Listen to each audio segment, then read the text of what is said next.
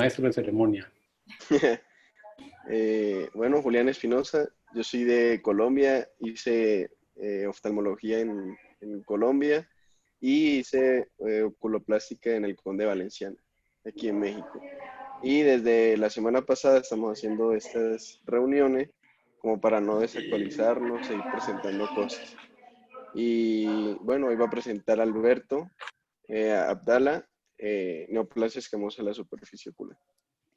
Perfecto.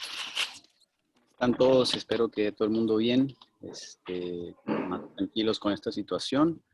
Vamos a relajarnos un ratito y dejar de ver tantos grupos de WhatsApp y noticias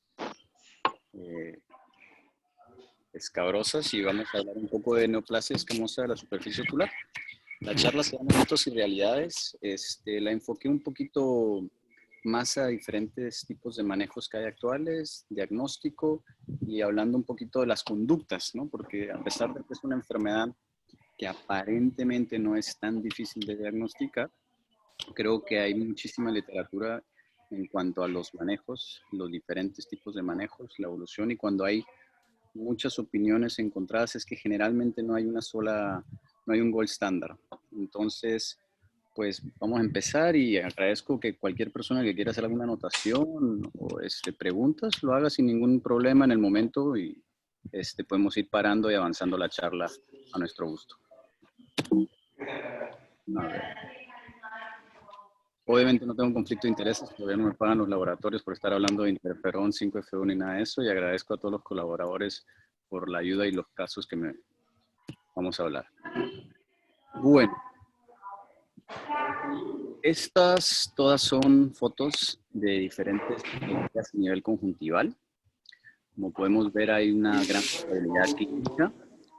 Algunas se ven bastante, evidentemente, malignas, otras se ven bastante benignas.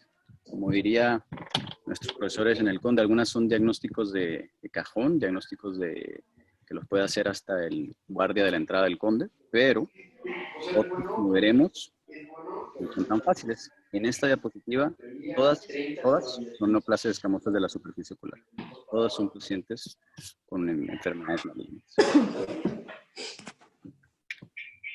Entonces, la clasificación de los tumores de conjuntiva, ya sabemos que hay diferentes. Están los epiteliales, melanocíticos, tejidos blandos, los linfoides. Hoy nos vamos a centrar en los más comunes, que son los epiteliales, y dentro de esos, el carcinoma escamoso de la superficie ocular.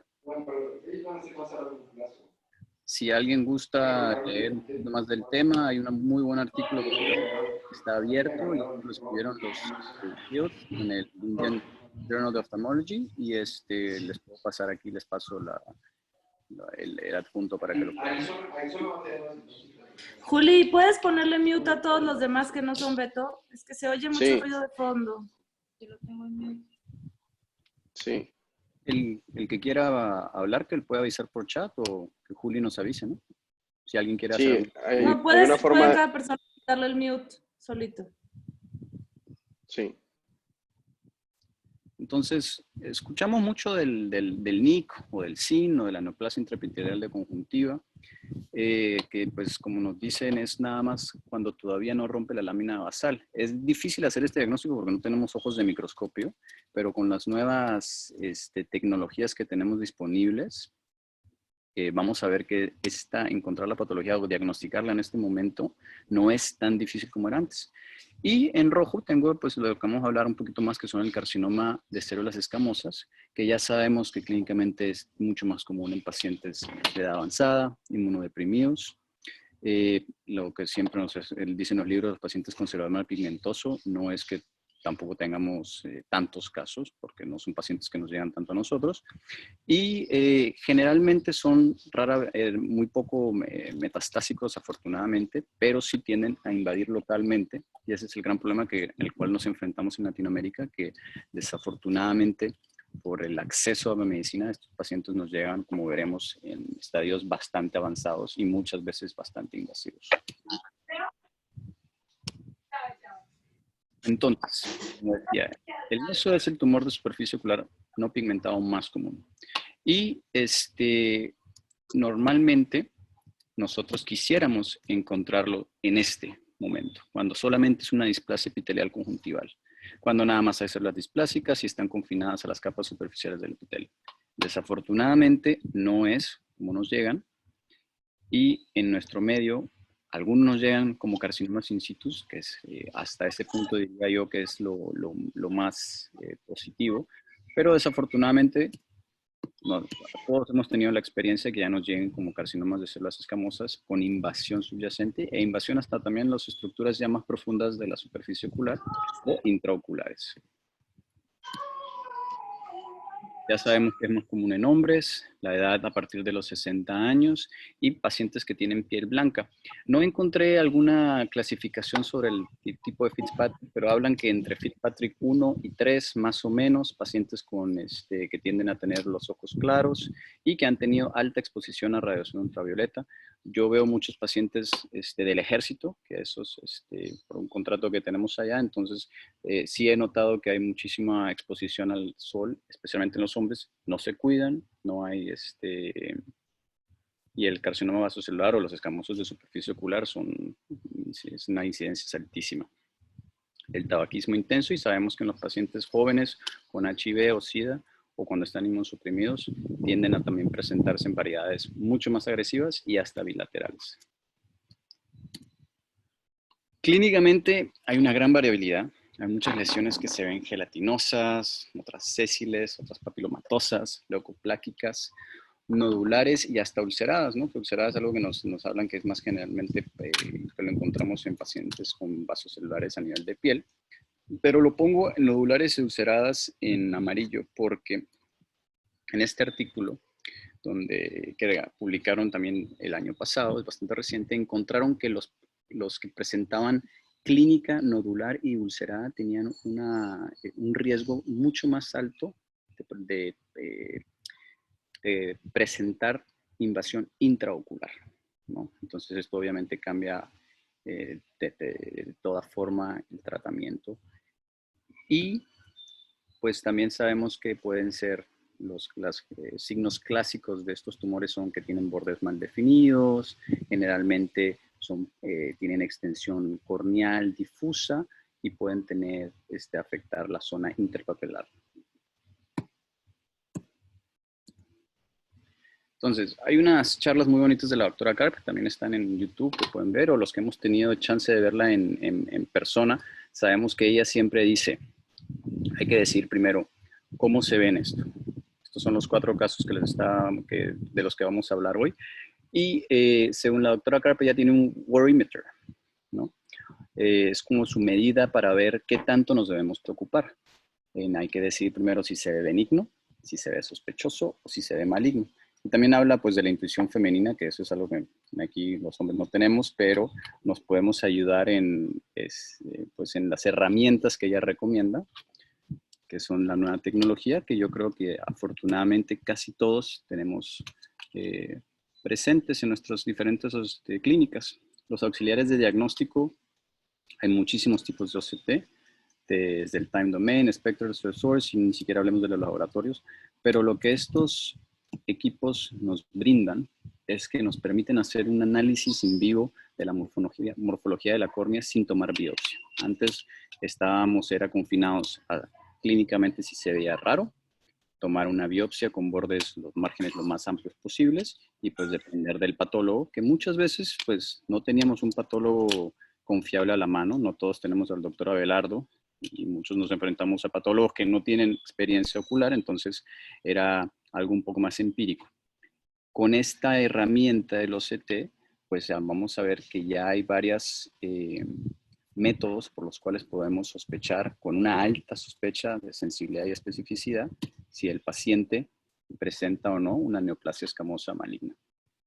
Este artículo que publicaron hace ya 5 años hizo un estudio histopatológico en todos los casos quirúrgicos y lo que podemos ver, o la conclusión a lo que ellos llegan, lo más importante que habla, es que nos da 4 pautas que podemos buscar en los OCTs cuando vemos una lesión de estas sospechosas. Hay que buscar el grosor del epitelio, hay que buscar si presentan signos de hiperreflectividad, si hay una transición abrupta de epitelio normal a anormal, Y también hablan de una cosa que se llama el oscuramiento, en las lesiones que son muy gruesas, que podemos ver claramente en estas fotos. Y después mostraré unos casos los que tuve el privilegio de tratar, que se ven claramente todos estos 4 casos. Aquí podemos ver cómo se ve. Disculpen, voy a quitar la pantalla. Aquí, el epitelio engrosado, oscuramiento, las transiciones abruptas entre epitelio sano y no. Y el signo más importante, hablan en cuanto a especificidad y sensibilidad, es el engrosamiento mayor a 142 micras. Estamos hablando que la mayoría de los OCTs actuales nos pueden dar entre, dependiendo de los últimos equipos, hablan de hasta de 3 micras, pero digamos, tenemos uno de los equipos estándar, podemos conseguir cortes entre 5 y 10, son supremamente útiles. No tenemos que tener el último OCT de segmento interior, y que son carísimos, pero con los que tenemos disponibles podemos hacer muy buenas sospechas diagnósticas. También recomiendo que este artículo, si alguien lo quiere, con muchísimo gusto se los paso. Hablan pues de los 4 signos y, como les comentaba, 100% de sensibilidad y el 94% de especificidad cuando hay un engrosamiento mayor a 142 micras. Esto es supremamente útil. Entonces, más adelante ya hablaremos del tratamiento, y en este mismo estudio hicieron un estudio comparativo entre los tratamientos disponibles de quimioterapia, que son 5-FU e interferón. Y pues aquí empezando de qué tipo de pacientes nos pone la vida enfrente, ¿no? Porque muy bonito leerlo, es que leer las micras, leer lo que sale en los estudios, pero pues qué tipo de pacientes nos pone. Y muchas veces nos llegan estos, ¿no? En cuales pues dirán, ¿para qué nos sirve un OCT? Pues el diagnóstico es fácil, pero el manejo es un dolor de cabeza, ¿no? O nos ponen estos. Parece ser algo completamente incipiente, normal, ni siquiera parecería maligno. El diagnóstico es lo que es un dolor de cabeza, y en teoría el manejo podría ser algo considerado fácil. Aquí este mismo paciente teñido, es uno de los pacientes de nuestra clínica allá en Colombia, y esta es el OCT que le hicimos al paciente al ver algo que no nos llamó la atención. Esta tinción granular, como siempre les enseñamos a los residentes, nos debe hacer dudar, sospechar de que no estamos frente a una pingüécula, que no estamos frente a un pterigión incipiente grado 1, sino que hay que buscar algo más. Y aquí le hicimos un OCT. Fíjense en esta zona de acá. Hacemos un acercamiento. ¿Y qué nos llama la atención? Que presenta el epitelio engrosado, que presenta un epitelio hiperrefléctico, que hay una transición abrupta entre tejido sano y no, y hay un borde inferior oscuro con sombras. Los 4 signos de los cuales nos hablan en el estudio, a pesar de ser un paciente que clínicamente no llamaba mucho la atención. Mientras que fue uno de los primeros pacientes que traté al terminar el fellow, hace ya más o menos 5 años, pues evidentemente clínicamente no hay mucha duda en cuanto a enfrente de lo que estamos, que es una lesión maligna, es una lesión supremamente invasiva, grande, ¿no? Entonces nos preguntarán, pues, ¿para qué le hacemos un OCT?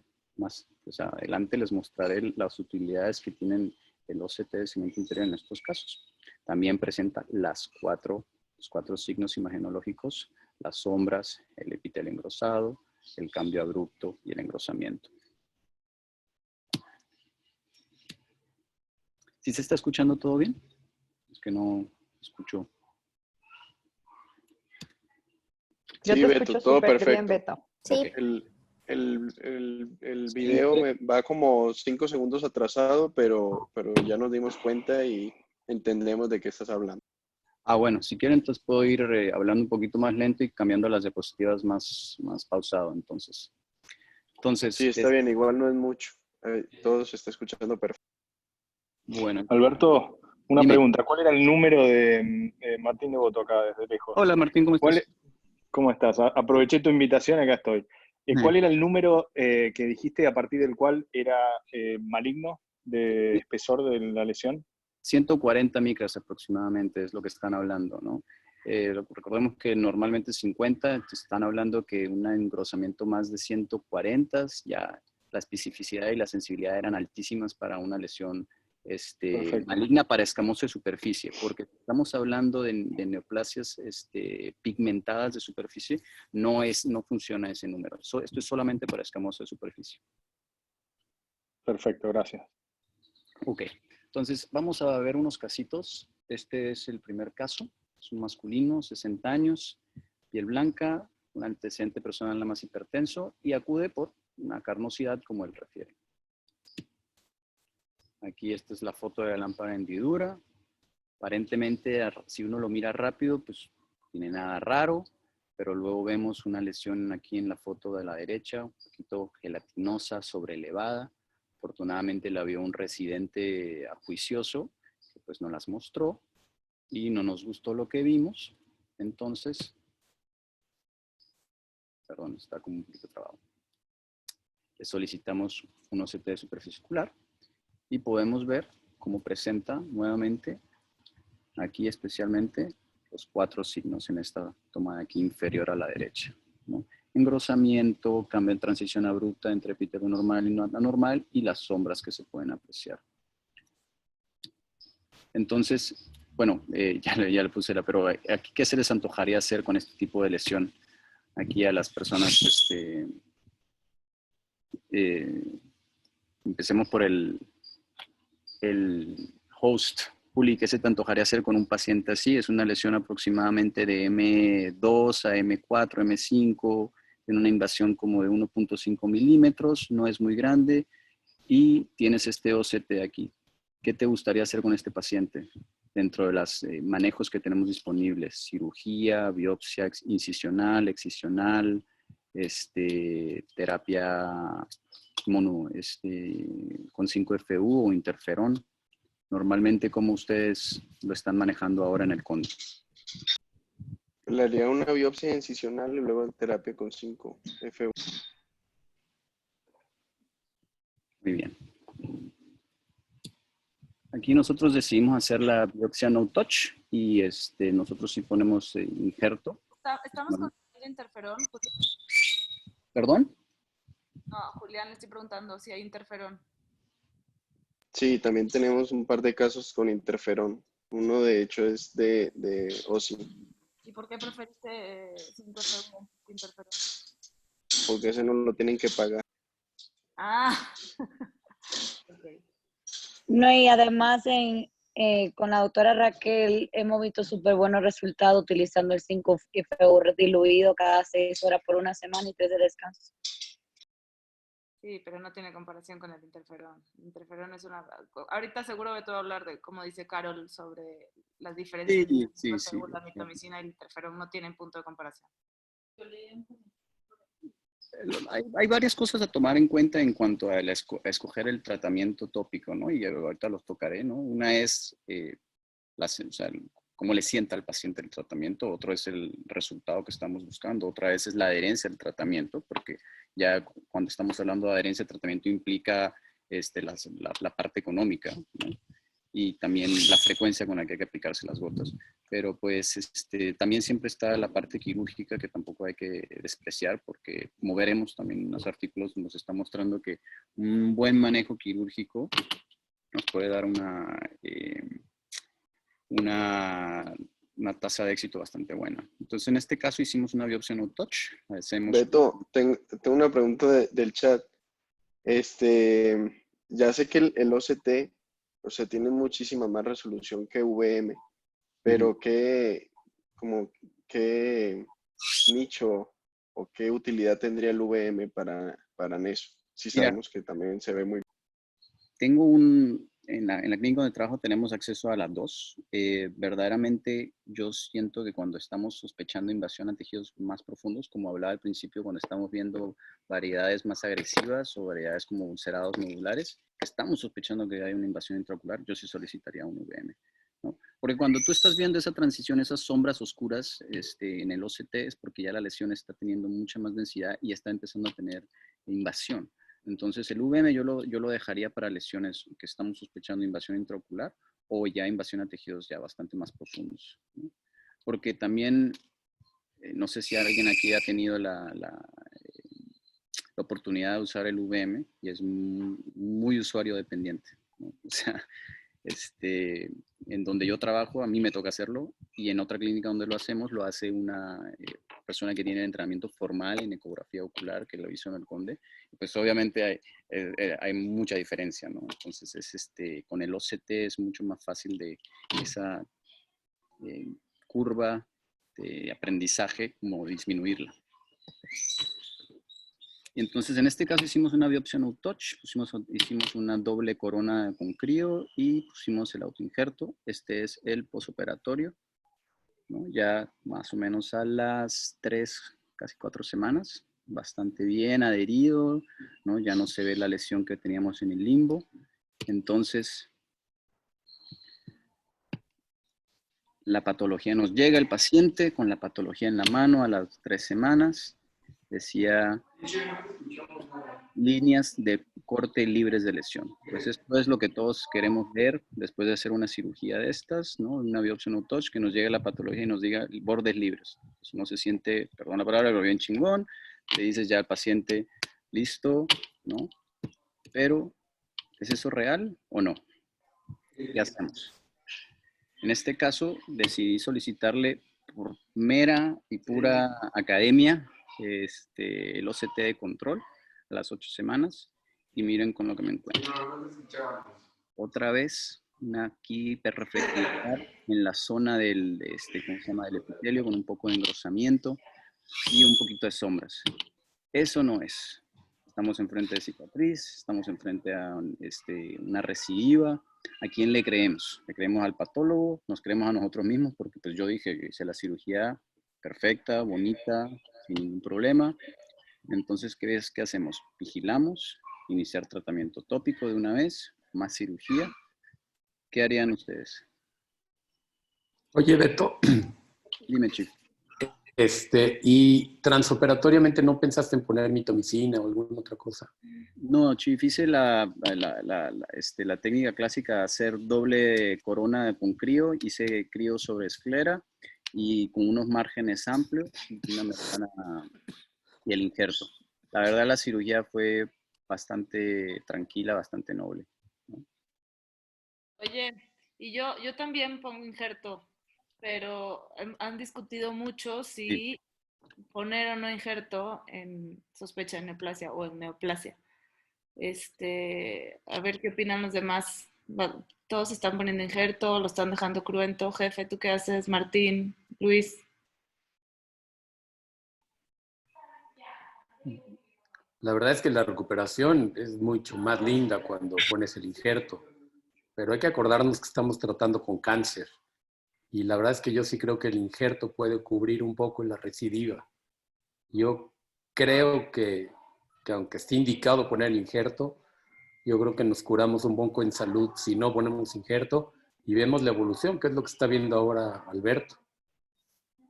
¿La dejarías pelón esa zona, Chief? O sea, ¿no pondrías nada? ¿Dejarías esclera pelona? Sí, yo creo que eso tiende a epitelizar bien. Y ya si después en un segundo tiempo necesitas hacer algo más por cosmética, lo haces. Pero el problema es ese, que ya pusiste un injerto y aquí ya no sabes si el problema es el injerto, la fibrosis que está generando, la inflamación, o es que el tumor sigue creciendo abajo de esto.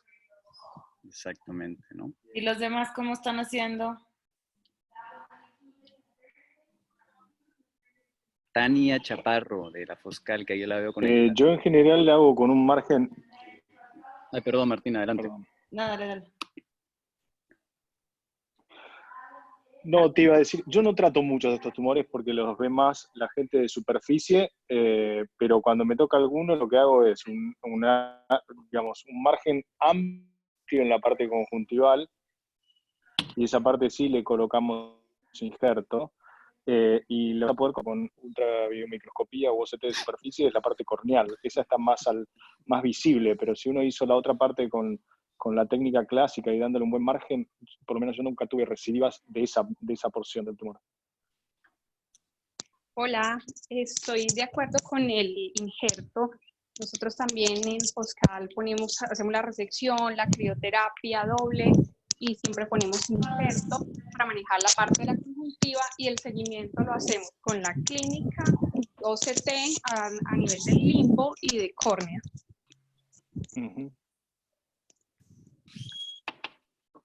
Pues sí, la verdad que hay también, como decía Sharon, hay bastante controversia hay gente que pone membrana amniótica, hay gente que pone autoinjerto, hay otras personas que hacen cierre primario y otros que dejan esfera desnuda y aplican o no mitomicina transquirúrgico. En este caso, pues hicimos doble crioterapia, doble corona con crío y pusimos injerto. Y pues verdaderamente al hacer la revisión de la literatura, pues puede ser cicatriz, puede ser fibrosis o puede ser una recidiva, como decía José Luis, que está siendo escondida del mismo injerto que pusimos. Entonces, yo en este caso decidí, me puse a leer y con la tasa de recurrencia reportada hasta del 10 hasta el 25% con bordes negativos, aun cuando tienes una biopsia con una patología, una biopsia excisional con buenos márgenes, con una patología que te habla de bordes libres, puedes haber del 10 hasta el 25% de recidiva. O si tienes bordes positivos hasta el 66%, obviamente. Entonces, en este caso decidí hacer manejo con 5FU.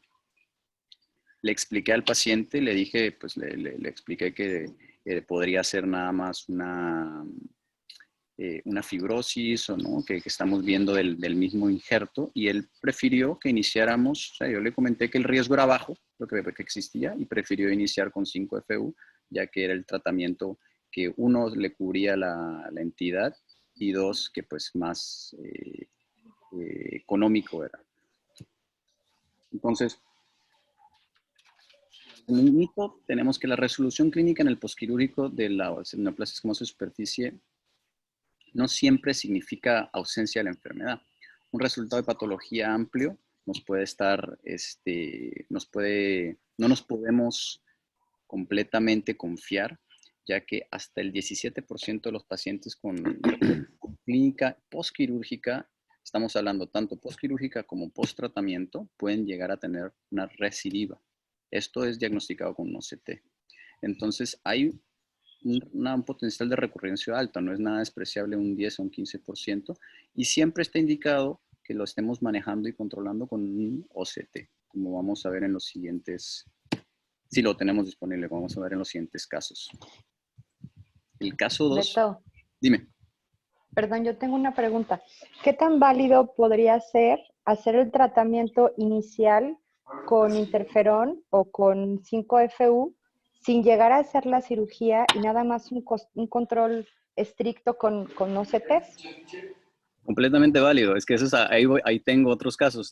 Ya en este caso o en esa opción empiezan a pesar otras cosas que desafortunadamente en Latinoamérica tenemos que validar. O sea, por ejemplo, para nosotros conseguir interferón en Colombia cada vez creo que ya no se consigue, y si lo consigues es supremamente caro. Hace 5 años cuando llegué, y este es el siguiente caso, valía más o menos, cuando solicitábamos a un laboratorio magistral, estamos hablando de $600 por vial, o sea, por aplicación, que te daba para dejarle un tratamiento tópico intralesional de más o menos 3 semanas, $600, versus en el Conde me acuerdo que valían $1,000, creo que valía la ampolla de 10 millones de unidades. Estamos hablando del 2015, 2014. No se consigue tan fácil el interferón. 5FU sí es más económico, y pues también ya depende de muchas cosas, ¿no? Nosotros tenemos allá unas obras sociales en las cuales muchas veces perdemos el seguimiento del paciente. Tengo el paciente durante un lapso de tiempo de 6 meses y después el paciente cambia el contrato y se va a otro lado. Entonces muchas veces el darle cirugía nos puede ayudar a resolverlo y que no se pierda y caiga entre las grietas del sistema de salud, ¿no? Entonces, yo también creo que el tratamiento tópico es supremamente útil si tienes la certeza y la seguridad de que el paciente va a estar yendo contigo mensualmente o bimestralmente o trimestralmente, como tú lo veas, y se va a estar haciendo el tratamiento. Bueno, este caso 2, este es un masculino de 70 años, también piel blanca. Este señor era soldado, antecedente de soldado, y tenía diabetes tipo 2. Venía por una pequeña carnosidad que le estaba molestando hace ya 6 meses. Entonces, como podemos ver clínicamente, no parece para nada una carnosidad, ¿no? Esto es para un residente de primer año que lo vea y enseñarle, esto no es una carnosidad, no tiene ningún tipo de forma de terigión, es sésil, gelatinoso, está sobre la córnea, tiene bordes difusos, vascular. Entonces, es una lesión bastante grande, aquí no se alcanza a ver, pero está invadiendo desde aproximadamente M2, y verdaderamente cuando uno lo ve con la lámpara hendidura con magnificación, casi desde M2,5 hasta M5, o sea, estamos hablando que es más de 3/4 del limbo estaba afectado por esto. Y en estos casos, cuando son tan grandes, pues tenemos la opción de hacer lo que nos enseñaban nuestros profesores ahí en el Conde, hacerles quimiorreducción. Como comenté, este paciente lo empecé a tratar en el 2015. ¿Cómo lo están manejando ahorita cuando llegan pacientes tan grandes allá? ¿Están iniciando tratamiento tópico con interferón? ¿Están haciendo tratamiento intralesional con el interferón? ¿O están utilizando ya 5FU allá en el Conde, jefe? No, idealmente el interferón. El problema también es que nos cuesta trabajo conseguirlo. Pero en teoría, la verdad es que los resultados que tuvimos cuando intentábamos una reducción del tamaño del tumor con el interferón fue bastante bueno. Y a ver, si ves esas lesiones, está bien difícil pensar que la vas a quitar toda. ¿Cómo? Sí. ¿Hasta dónde hay tumor? Quitaste una lesión que se veía bastante tranquilita y estaba mucho más tranquilo el ojo, y 8 semanas después te reportan que sigue con tumor. Pero imagínate pensar en quitar esta lesión. Tienes que resecar más del 50% de la conjuntiva. Está muy complicado. Yo creo que es una buena idea empezar con quimiorreducción. Claro, aparte hacen deficiencia de células limbales y se te empieza a opacar la córnea y te vas a donde no quieres irte. Entonces lo quimiorreduces con interferón y luego que le quites 3/4 partes de o sea, 90 grados de limbo corneal, ya estás bien. Sí, no solamente la resección quirúrgica, sino la reconstrucción posterior es un dolor de cabeza. Entonces, en este caso, sí, lo que hicimos fue hacer una aplicación intralesional a 3 millones de unidades en la lesión, y posteriormente a esa aplicación le dejamos tratamiento tópico a 1 millón de unidades por mililitro. En esa época todavía era un poco más sencillo conseguir el interferón y se podía conseguir el vial de 10 millones de unidades. Entonces, al diluirlo, le aplicábamos los 3 millones intralesional y le dábamos el tratamiento, lo que sobraba en tratamiento tópico. Más o menos le daba como para 3 semanas y media, o sea, casi un mes de tratamiento, y vuelve y se le hacía otra vez el ciclo. Como les comentaba, ese tratamiento no lo cubría la entidad y al paciente tenía que pagar aproximadamente $600 por cada vial que compraba, y se lo diluíamos, ¿no? Entonces, obviamente, la adherencia... Beto, preguntan en el chat que si a este paciente le hicieron alguna biopsia o citología de impresión antes de iniciar la quimio. No, es una buena opción. Se pueden hacer citologías de impresión, o en algunos artículos, especialmente en el Moorfields, estaba leyendo que hacen biopsias incisionales para confirmar, más que todo para descartar variantes más agresivas, ¿no? No, este es un paciente de EPS donde había que tomar una decisión un poquito más rápida, ¿no? Si yo lo mando a que le autoricen la citología de impresión, pasan las semanas y pueden pasar los meses, ¿no? No, y no cualquier patólogo, hola Pablo, no cualquier patólogo te hace una citología, tiene que ser un citólogo, o sea, son especialistas en citologías y no es tan fácil de conseguir a alguien que la sepa interpretar bien y que sea realmente confiable. Entonces, es una maravilla cuando lo logras hacer, pero pues, es difícil conseguir a alguien que te la haga. Nosotros aquí tenemos a alguien de confianza. ¿Perdón? Nosotros aquí en el Conde tenemos a alguien de confianza. No. ¿No? Hablando de... No, así rotundo, no. Oye, Martín, Luis, Tania, ¿ustedes hubieran hecho algo diferente?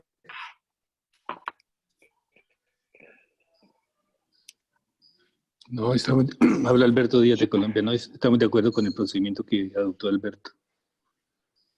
Completamente de acuerdo, quimioterapia tópica para citoreducción y si desaparece por completo, fabuloso, y si no, cuando tengamos ojalá menos de 3 usos horarios, pasar a cirugía. Exacto. Exactamente. Lo que pasa es que, jefe, nosotros también tenemos un inconveniente, especialmente en estos pacientes de obra social o EPS, es que están atados. Entonces, quiere decir que yo le mando una patología y esa patología tiene que ser leída por el patólogo de esa obra. Y la mayoría de patólogos de esas obras no son patólogos que tienen experiencia con patologías oculares. Entonces, no le cubren si uno lo manda a otro lado. Entonces le pido una citología o gasta o paga el interferón. ¿Me explico? Entonces son como cosas que terminas teniendo que considerar y pesar en las manos, ¿no? Beto, una cosita más. Nosotros sí lo que casi siempre hacemos es tratar de confirmar el diagnóstico, así sea con una biopsia incisional, también por la parte pues médico-legal y porque el paciente sienta el compromiso de que realmente es un cáncer, si no puede seguir pensando que es una carnosidad. Entonces, o tratamos de darle un procedimiento o en casos así ya muy avanzados, incluso he intentado en el consultorio tomarle una pequeña muestra y mandarla inmediatamente en un frasco con formol al estudio histopatológico, y eso ayuda a hacer más rápido el tratamiento.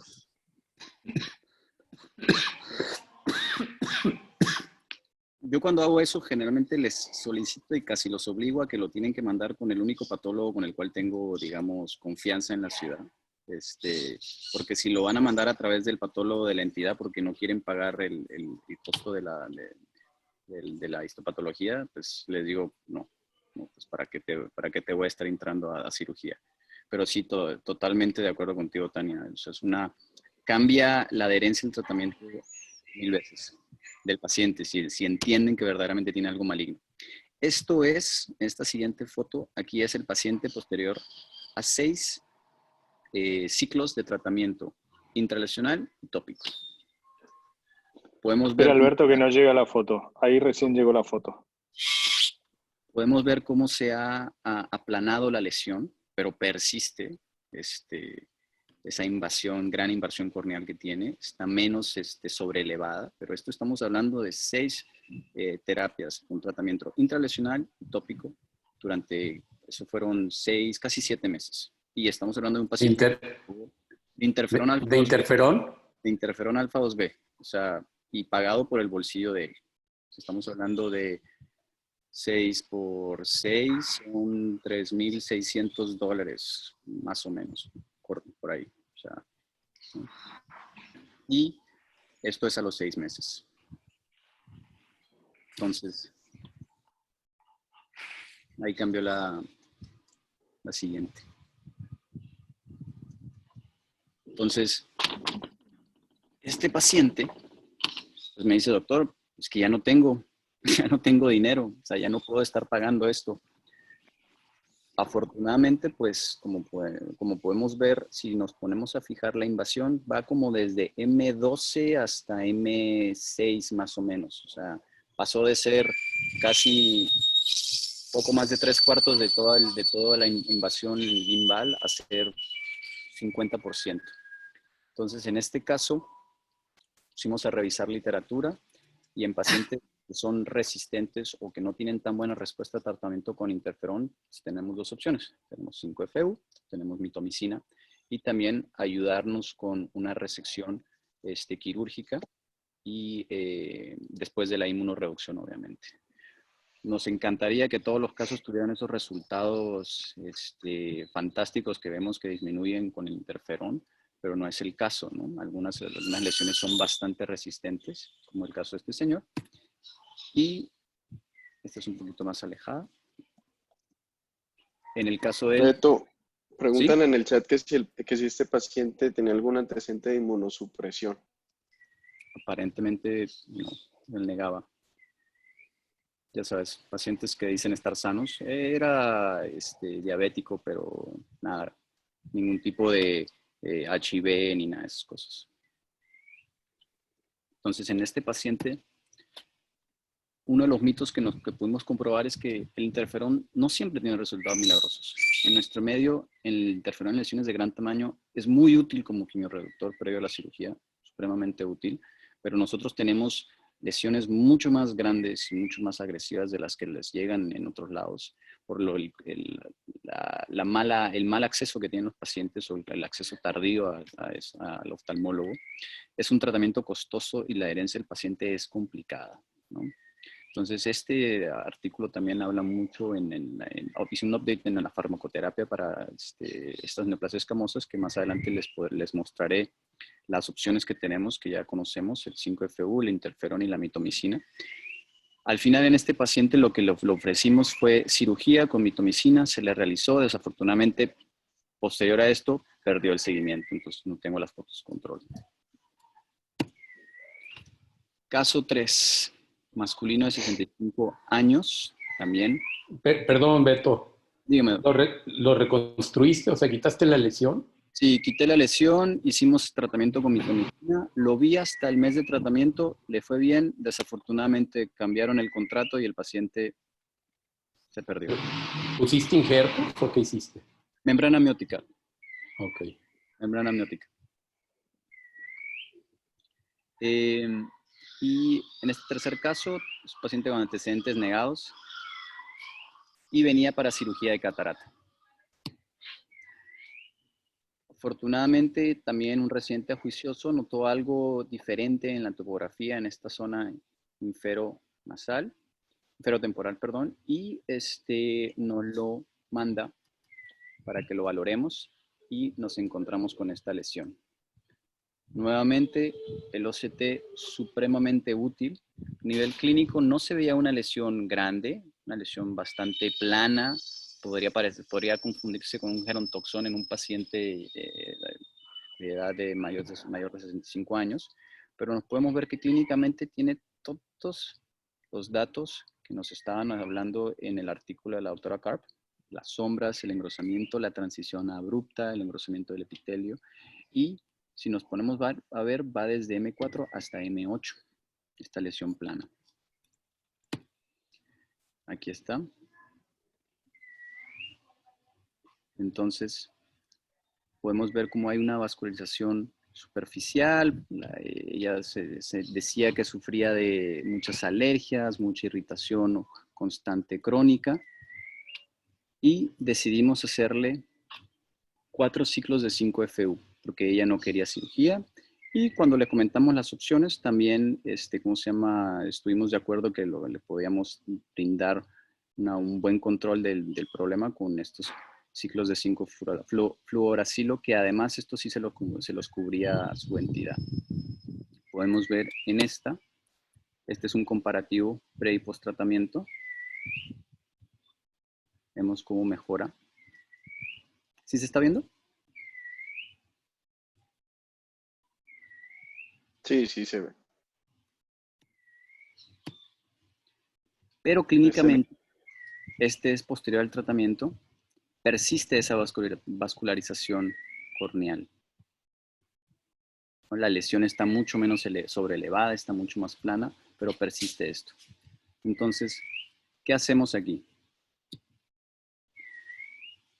Lo dejamos, lo continuamos. Vamos a ver que normalmente el interferón, el mito es que el interferón generalmente consideran que es mejor que el 5-FU, o que el 5-FU no es tan bueno porque es más barato. La realidad es que en los artículos que hemos revisado, la comparación en eficacia es estadísticamente significativa, es igual, es igual. El 5-FU, a pesar de que no es un medicamento que tenga, que sea una gota de ángel, como dice la doctora Karp, sí es una gota que produce más molestias de superficie, que produce más síntomas. La eficacia del medicamento para reducir las lesiones es comparable a la interferón alfa 2B. El costo es menor y por ende en nuestro tipo de pacientes produce mejor adherencia al tratamiento a pesar de los efectos secundarios. Especialmente nosotros la manera que lo utilizamos es en la manera que recomienda que es un tratamiento durante una semana y los dejamos de holiday durante 3 semanas en descanso. Durante la semana es tratamiento 4 veces al día y después volvemos y valoramos. Generalmente hacemos 4 ciclos y posteriormente estamos haciendo 2 ciclos adicionales al ver que haya remisión de la enfermedad. A pesar de ver remisión, hacemos controles y volvemos a hacer 2 ciclos más. Y el último caso que les traigo es una paciente femenina, también 63 años, piel blanca, que venía por una alergia ocular.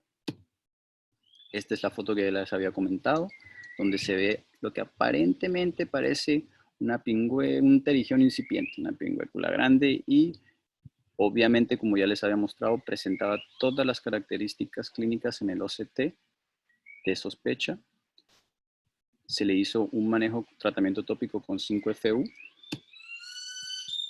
y posteriormente a 4 ciclos completamente mejora. Este es pretratamiento. Esto es post-tratamiento. Entonces, con este paciente, pues muy contentos. La verdad, todo salió muy bien. Casi no se quejó de molestias durante el tratamiento. ¿Qué hacemos con ella? Ya cuando vemos este control a los 4 ciclos, le decimos adiós, muchas gracias, te veo en 6 meses, te veo en 1 año, ¿no?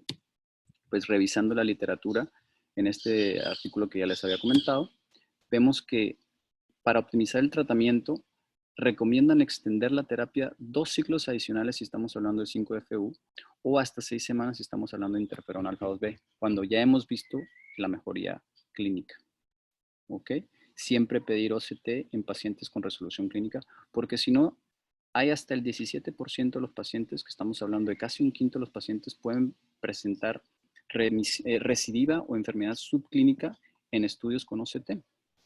Los factores de riesgos asociados también a esto para el cáncer de piel pueden hasta aumentar 3.7 veces el riesgo, pero nunca nos vamos a arrepentir de solicitar un OCT de control y extender un poco el tratamiento, especialmente en estos casos, ¿no?, que hemos visto tan buena respuesta. Como opciones de tratamiento tópico tenemos estas 3, que es las que ya habíamos hablado. Yo, como les comentaba, utilizo 5-FU al 1% durante 1 semana, 4 veces al día, y después lo dejo descansar al paciente 3 veces. Antes utilizaba interferón alfa 2B, pero para nosotros ya es bastante difícil conseguirlo. Y mitomicina lo dejo para casos que no hayan respondido a este 5-FU. Hasta ahora, desde que empecé a usar 5-FU, afortunadamente no he tenido que usar mitomicina. Sí tuve que usar mitomicina cuando tenía pacientes que no respondían a interferón, como les mostré en el segundo caso. Y como conclusión, antes de que nos pongamos a hablar de nuestras propias experiencias, el NESO es una patología de una presentación muy variable en Latinoamérica. Nosotros tenemos una herramienta invaluable que afortunadamente tenemos disponible, creo yo, que casi todos en nuestras prácticas, puede ser desde el OCT de segmento anterior de última tecnología hasta los que son hasta 5 años, porque creo que casi todos hacen cortes más de 10 micras. El 5-FU es una alternativa costo efectiva y pues como les comenté en el caso del paciente con patología, a pesar de que tengamos una patología limpia con bordes libres, pues no nos confiemos ni nos dormamos en los laureles y sigamos estos pacientes con exámenes, puede ser trimestrales. Muchísimas gracias. Gracias, Beto. Buenísimo. Muy buena, mi querido Albert. Y me gustaría saber si en Colombia, creo que por ahí anda Gabriel Piñata, Luis Venegas, ¿qué están usando de primera instancia? ¿El 5-fluoracilo?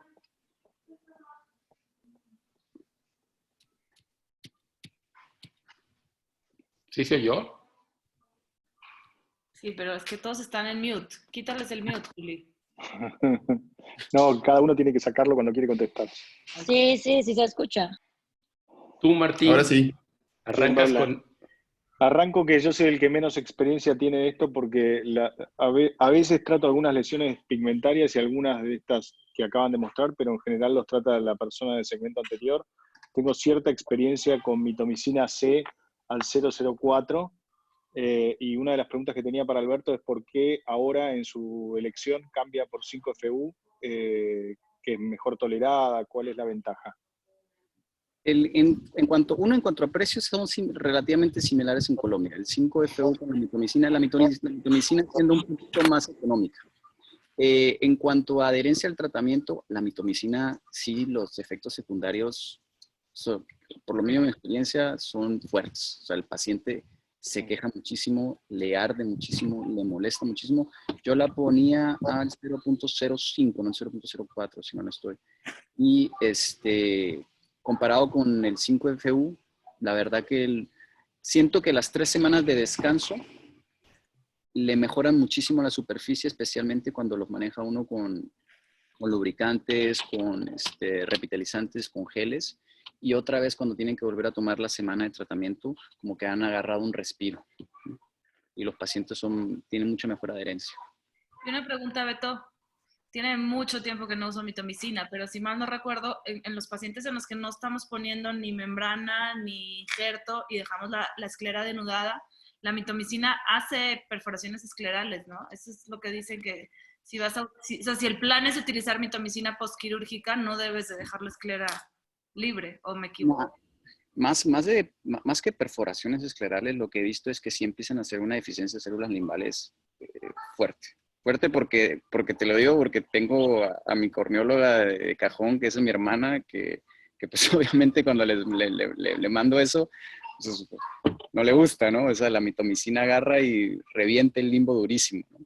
Así que yo haya visto adelgazamientos esclerales, no, ya. O sea, a las dosis que le estamos utilizando, no. Y tampoco he dado tratamientos con mitomicina tan largos como para poder haber visto efectos a largo plazo de 1 año de mitomicina.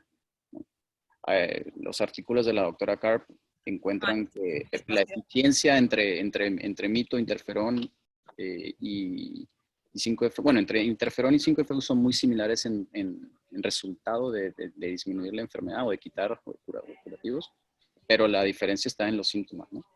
Yo lo que creo que puedes hacer para los chicos, para los residentes, es así un resumencito súper rápido de por qué 5-FU, por qué interferón y por qué mitomicina. O sea, cuándo y cuándo. Mira, si tienen la disponibilidad, interferón alfa 2B. Yo no lo dudaría. O sea, yo sí creo que es la gota mejor adherencia, mejor respuesta al tratamiento y mejor respuesta de la lesión, ¿no? El problema es mejor tolerada y eso hace que se apegue mucho más al tratamiento. Mucho mejor tolerada. Le dicen el angel drop. Sí, el angel drop.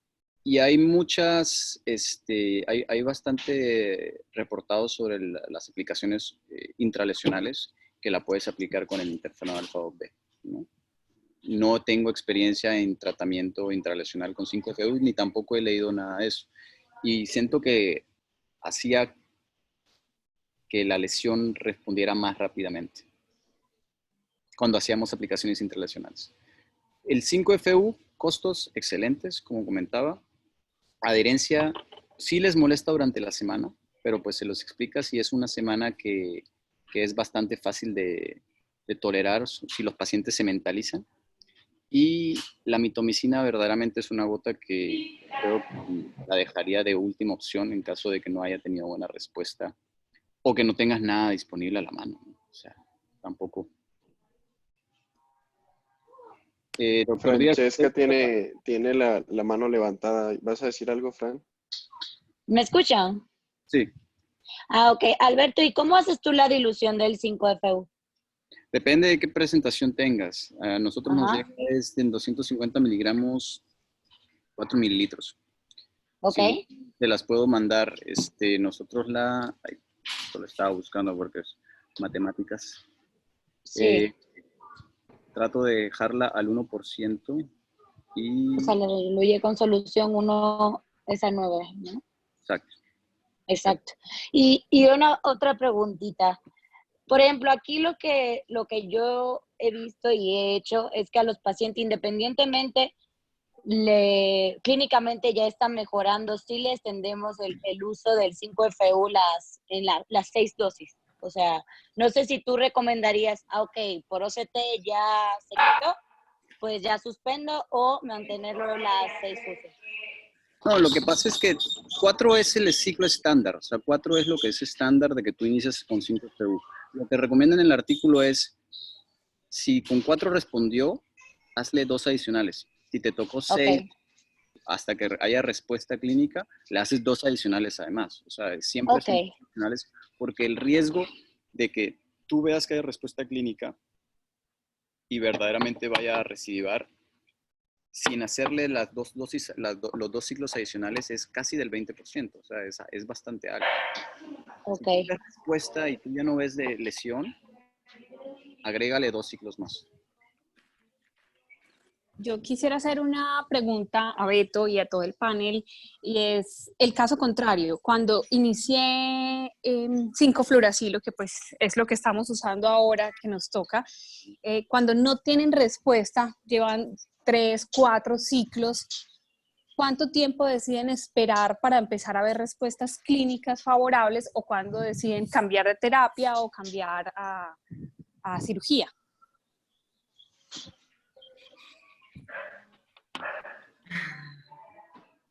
Yo los dejo a todos contestar. Yo lo que estoy haciendo es intentar iniciar con el interferón y citarlo al mes. Y medir la respuesta al mes. La verdad es que no he tenido experiencia con mitomicina y 5FU, creo que es solo un paciente que respondió bien y inmediatamente lo metimos a cirugía. Yo lo que hago es intento quimio-reducirla hasta que es quirúrgicamente resecable, reseco la lesión y una vez que ya salió, aunque no me importa el reporte de patología si tiene márgenes o no, también les doy coadyuvante de quimioterapia y les dejo por lo menos 3 meses de tratamiento extra postquirúrgico. Ok, 3 meses, perfecto. Sí. Muy similar, o sea, a pesar de que tú veas respuesta, yo también extiendo el tratamiento. Si no he visto respuesta con 5FU, que hasta ahora afortunadamente no me ha tocado porque la verdad que he tenido muy buenos resultados con 5FU, pues consideraría cambiar a mito si ya he hecho 2 ciclos completos, o sea, 4 más 4, y no he visto ninguna respuesta, ya consideraría cambiar a mitomicina, que es lo que estoy viendo que tiende a ser yo te paso el artículo, esa ley, ya he visto como tantos, CARP está en todos, CARP está en todos los artículos. Sí, sí, es que ya tuvimos un par de casos que no han tenido respuesta y pues no queremos pasar a mitomicina C por los efectos secundarios y bueno, quería saber opciones. Tania, pero no le tengas tanto miedo, ¿ah? Tiene muy buena respuesta la mitomicina C. No, muy buena. Yo en general la dejo para pigmentados, tumores pigmentados y en primera opción tenemos mitomicina C. En eso ahora estamos primero interferón si se consigue y en segundo lugar 5FU. ¿Con quién consigues interferón? No, actualmente en Colombia no estamos consiguiendo interferón. Ok. En España consiguen interferón, que veo conectados a gente de España. Bueno, pero creo que están en mute. Bueno, mientras contesta, también me parece importante que lo primero que vemos al paciente es la clínica. Entonces, como volver a repasar y enfatizar en las características clínicas que nos deben hacer pensar que es un neso y no un terigio o una pingüécula. Entonces, pues recuerdo gelatinoso, el borde que se mete a la córnea es más redondeado y no en punta o en ala, como el terigio. Los vasos que llegan en tirabuzón no llegan hasta el borde de la lesión gelatinosa, sino que se frenan abruptamente despuesito de pasar el limbo y luego sigue parte de la lesión, masa vascular. ¿Qué otro no recuerdas? ¿Qué otros?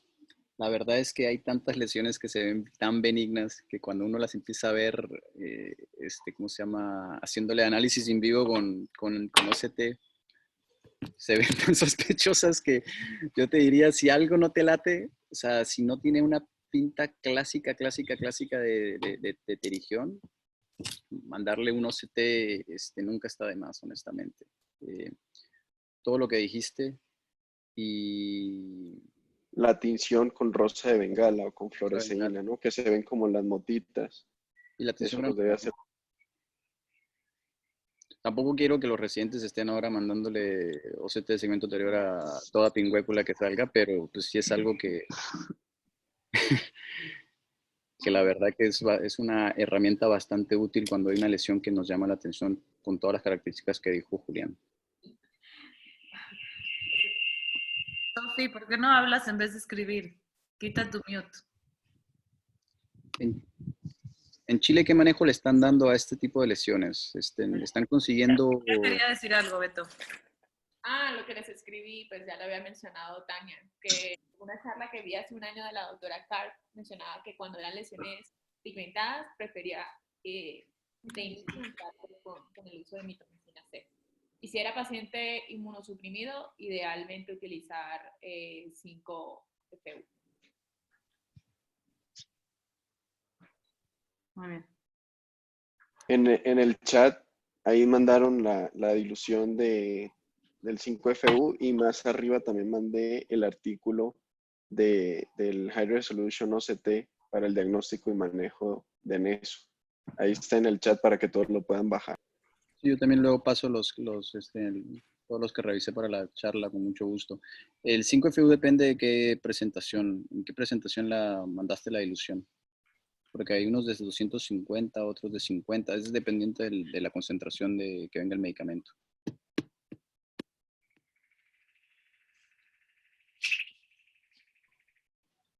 Muy bien. Ahí hay escribieron otro mensaje a la doctora Carolina Mercado. El interferón hay que tener en cuenta que no funciona muy bien en pacientes con atopia e inmunosupresión por ser un inmunomodulador. También hay que tenerlo en cuenta para cuando estemos seleccionando a los pacientes. Ok. Buena anotación.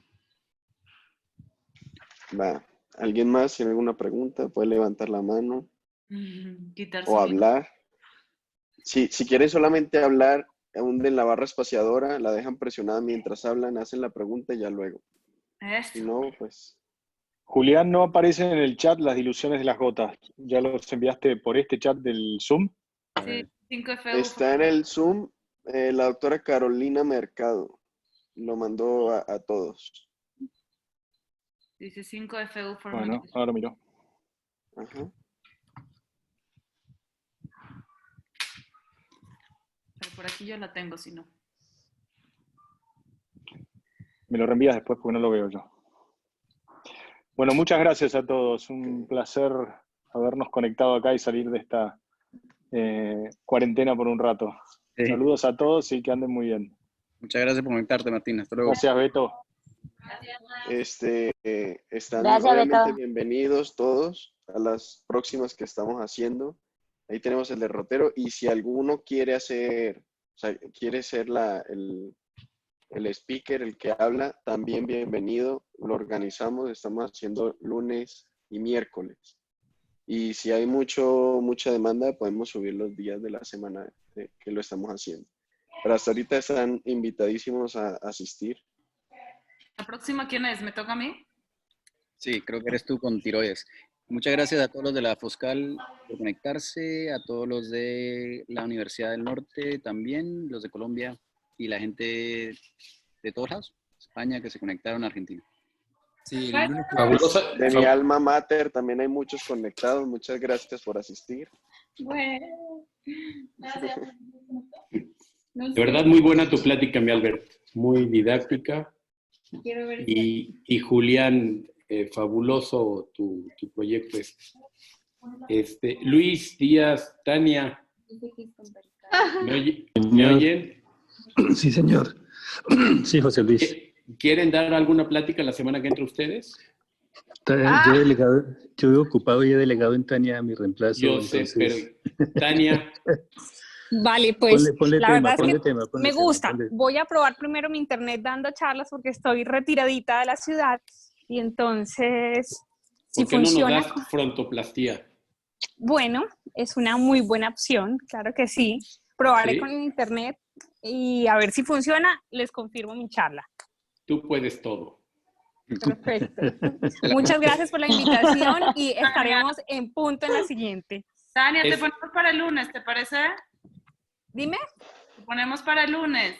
Sí, perfecto. Dale, buenísimo. Vale. Bye. Gracias. Chao. Saludos a todos. Saludos a todos. Bye. Hasta luego. Aplauso, Julián. Muchas gracias. Juli. Pueden pasar a Julián los que estén interesados en hacer el tema, así lo agregamos, vamos agregando el programa que ya teníamos previsto. ¿Les parece? Perfecto. Sí, está bien. Gracias. Ahí les paso el correo. Exacto. Gracias, Juli. Entonces nos Bye, vemos el que lunes estén con bien. Tania. Va. Sí. Perfecto. Y, oye, a Yo- ver, Yo me comunico con ella para cuadrar lo de la velocidad de su internet. la hora les queda bien, ¿no? Para mí a la 1 me parece bien. Ok, Sí, está bien. vale. Ánimo.